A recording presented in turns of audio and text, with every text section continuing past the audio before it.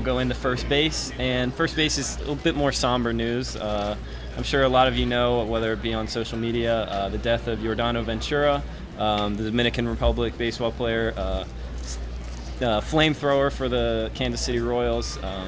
Very sad news, along with a few other deaths, actually tragic in baseball, with Jose Fernandez earlier this year, and the other Dominican player on that same day, I don't remember his name, that also was killed in a car accident. So our thoughts are with them and his family, and we hope that they're able to come to peace with what has happened, and no matter how difficult it may have been. Yeah, and his blistering fastball, which averaged about 96.5 miles per hour this season, is going to be very much missed by fans of baseball. Maybe not so much the hitters that he was facing, like Manny Machado, but he will be sorely missed by the baseball community. Definitely. Yeah, and it was weird how hard he could throw for how little he was. So it's good for people like me. Maybe one day I'll get to that. But next up, the other people who were signed in the offseason, Edwin Encarnacion, Jose Bautista, and Mark Trumbo saw decreased market demand for earnings for power bats. Jason Hamill was the best pitcher, and they got decent money, but what do you think about their signings and the rest of around the league? So I was a little surprised that Jose Bautista went back to the Toronto Blue Jays because they'd signed Morales to play DH, and they had a pretty solid core of players just surrounding that team in the lineup. I think it was a really good move that the Cleveland Indians were able to sign Edwin Encarnacion. If you look at it, it's actually really interesting. He got a 3-year, $60+ million deal, but Hanley Ramirez 2 off seasons ago got a 4-year, $88 million deal from the Boston Red Sox. But if you look at it in perspective, Edwin Encarnacion has put up drastically better numbers than Ramirez has. So just to your point of a decreased market, it just goes to show how power bats really are not as in demand as we really thought they were.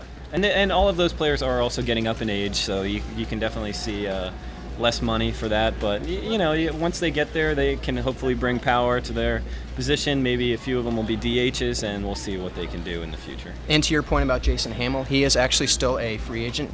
Pitched with the Cubs the last 2 seasons. He had a 3.8 ERA this season. Him, just like many of the other Chicago pitchers, drastically outpitched his actual stats. His FIP, his fielding independent pitching, was probably about 4.5, so he drastically outpitched his real stats, but he's a solid member on the pitching market. He's 34 years old, so it's really a good question where he'll actually end up going. Yeah, we'll see. But in other news, Ian Desmond, a hometown favorite from former Washington Nationals, he signed with the Colorado Rockies. Very interesting. They did give up the 11th pick in the amateur draft in July, but I think that was a great signing. Colorado always has a great offense, but they can never get too good to help that somewhat atrocious pitching. But it's tough to pitch there. But I think that was a great signing for the Rockies, and I hope that he does well. Maybe playing first base. I don't know about that, but we'll see. I don't know about you, Ryan, but I was actually really surprised by the signing. They gave up the 11th pick, so the first 10 in the first round are protected, and they were the first unprotected pick, and they gave it up, and I'm really surprised because usually teams like to foster a good young pipeline of talent, and that kind of just took away from their ability to draft and develop talent that's going to be premier in the future. But overall, like you said, playing at Coors Field, the altitude, he should be a really good force going from shortstop to center field and then center field to first base. It'll be interesting to see what his stats are this year. Yeah, and I think the past couple off seasons they've really demonstrated that they're trying to win now. They haven't won much recently, so you never know, maybe they'll be able to turn it around this year. Big news, though, in the hometown for the Washington Nationals. The White Sox traded right fielder Adam Eaton to the Washington Nationals for standout prospects such as Lucas Giolito, Reynaldo Lopez, and Dane Dunning.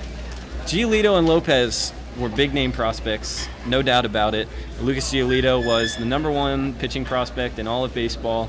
Reynaldo Lopez outperformed his expectations this past season when he came up for the Washington Nationals. Played very well, and Dane Dunning was one of their first-round picks. So we'll see if that trade works out. Adam Eaton still has a few more years on his contract. Another situation I think the Nationals are trying to win now, maybe before Harper packs his bags for New York or wherever he may go. But I think it's a good signing. They needed another outfielder, and I hope that Adam Eaton is able to acclimate to the different changes and all.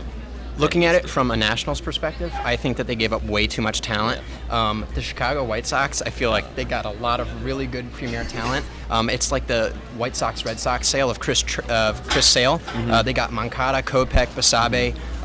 I feel like the White Sox have won their 2 off-season trades that have been drastic to their organization. They still do have a really good left-hander leading their rotation in Jose Quintana, but overall, I feel like the Nationals grossly overpaid for. I mean, he's a really good right fielder. He had 18 assists last year. The guy's got a cannon, but you know what? They got a really good, controllable young player for years to come.